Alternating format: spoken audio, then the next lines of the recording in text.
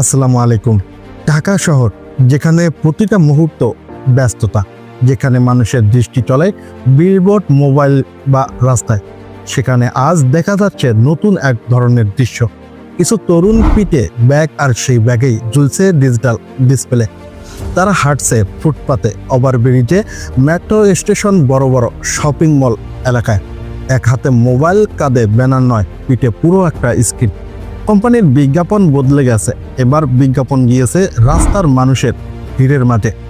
তারা থামে, সিগন্যাল পার হয়ে যায়, ব্যস্ত মোড় হাসি দিয়ে বলে, আপনার ব্র্যান্ড আমরা পৌঁছে দিচ্ছি সরাসরি মানুষের চোখে। এটা শুধু চাকরি নয়, এটা নতুন ধরনের মার্কেটিং, নতুন ধরনের প্রচারণা।